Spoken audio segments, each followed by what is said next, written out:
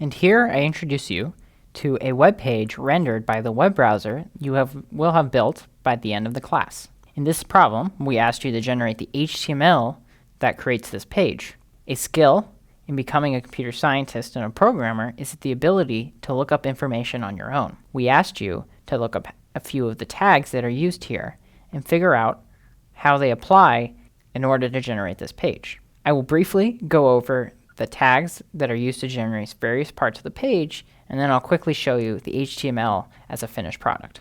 Every web page begins with and ends with HTML tags.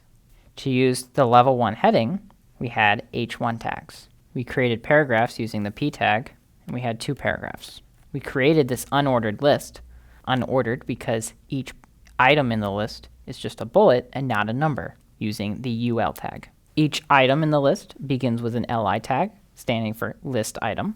Within a list item, we can have another list. In this case, it's an ordered list, which is defined using the OL tag, standing for ordered list. And each item, like in the unordered list, is defined with an LI tag. And now we have most of the structure for this web page. I'm going to go back and highlight a few instances of tags that change how the page looks. For bold, we use B tags. For italics, we use I. And there's also small and big tags that change how large or small the font size is. We can change how the font looks with TT tags. One last thing to note for changing how the text looks is the strong and emphasized tag elements. We use the strong instead of bold when we want to describe the meaning of the text opposed to the formatting of the text.